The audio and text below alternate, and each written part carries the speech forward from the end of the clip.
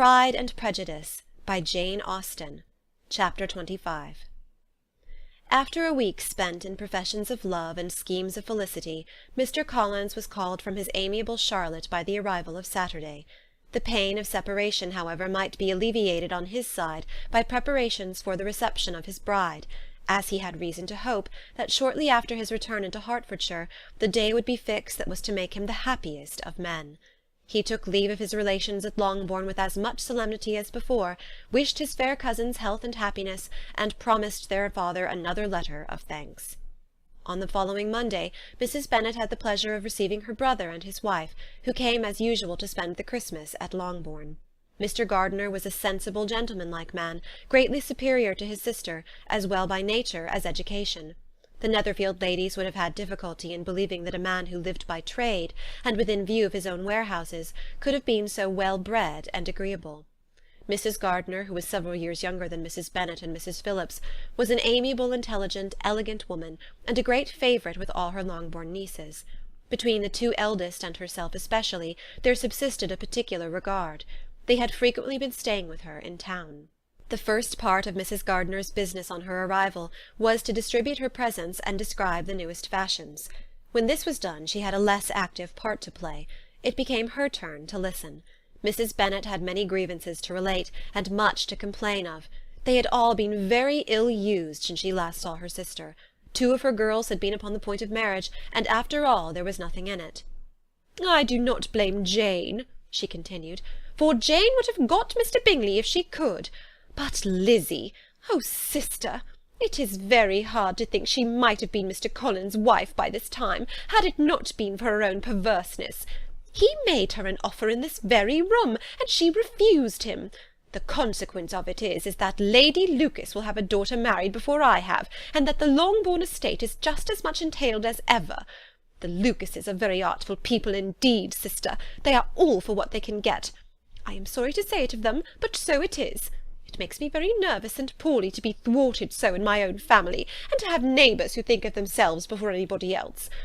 However, your coming just at this time is the greatest of comforts, and I am very glad to hear what you tell us of long sleeves."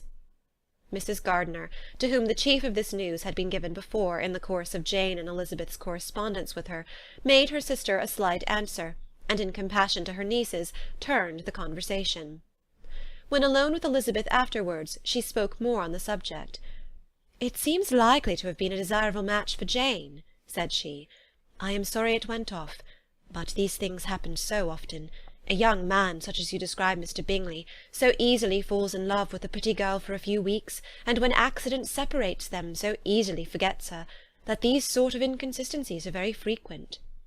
"An excellent consolation in its way," said Elizabeth, "but it will not do for us. We do not suffer by accident. It does not often happen that the interference of friends will persuade a young man of independent fortune to think no more of a girl whom he was violently in love with only a few days before."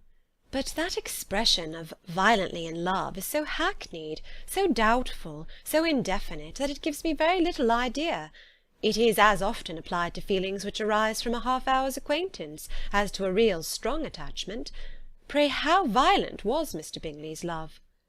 "I never saw a more promising inclination. He was growing quite inattentive to other people, and wholly engrossed by her. Every time they met it was more decided and remarkable. At his own ball he offended 2 or 3 young ladies by not asking them to dance, and I spoke to him twice myself without receiving an answer. Could there be finer symptoms? Is not general incivility the very essence of love?" "Oh, yes, of that kind of love which I suppose him to have felt. Poor Jane! I am sorry for her, because with her disposition she may not get over it immediately. It had better have happened to you, Lizzie. You would have laughed yourself out of it sooner. But do you think she would be prevailed upon to go back with us? Change of scene might be of service, and perhaps a little relief from home may be as useful as anything." Elizabeth was exceedingly pleased with this proposal, and felt persuaded of her sister's ready acquiescence. "I hope," added Mrs. Gardiner, "that no consideration with regard to this young man will influence her. We live in so different a part of town, all our connections are so different, and as you well know, we go out so little, that it is very improbable that they should meet at all, unless he really comes to see her."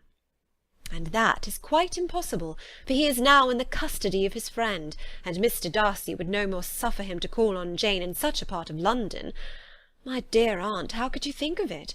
Mr. Darcy may perhaps have heard of such a place as Gracechurch Street, but he would hardly think a month's ablution enough to cleanse him from its impurities, were he once to enter it, and depend upon it, Mr. Bingley never stirs without him. So much the better. I hope they will not meet at all. But does not Jane correspond with his sister? She will not be able to help calling. She will drop the acquaintance entirely. But in spite of the certainty in which Elizabeth affected to place this point, as well as the still more interesting one of Bingley's being withheld from seeing Jane, she felt a solicitude on the subject which convinced her, on examination, that she did not consider it entirely hopeless. It was possible, and sometimes she thought it probable, that his affection might be reanimated, and the influence of his friends successfully combated by the more natural influence of Jane's attractions. Miss Bennet accepted her aunt's invitation with pleasure, and the Bingleys were no otherwise in her thoughts at the same time than as she hoped by Caroline's not living in the same house with her brother she might occasionally spend a morning with her, without any danger of seeing him. The Gardiners stayed a week at Longbourn, and what with the Phillipses, the Lucases, and the officers, there was not a day without its engagement. Mrs. Bennet had so carefully provided for the entertainment of her brother and sister that they did not once sit down to a family dinner.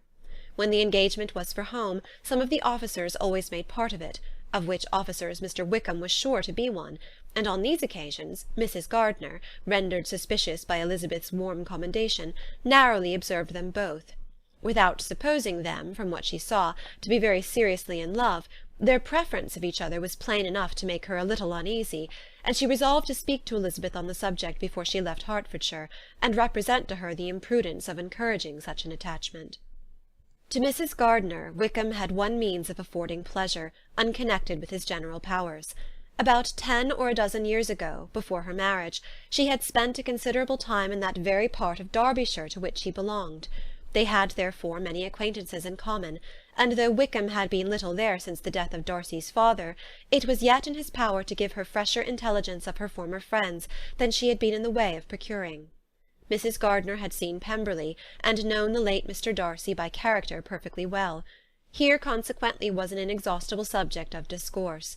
In comparing her recollection of Pemberley with the minute description which Wickham could give, and in bestowing her tribute of praise on the character of its late possessor, she was delighting both him and herself. On being made acquainted with the present Mr. Darcy's treatment of him, she tried to remember some of that gentleman's reputed disposition when quite a lad, which might agree with it, and was confident at last that she recollected having heard Mr. Fitzwilliam Darcy formerly spoken of as a very proud, ill-natured boy. End of chapter 25.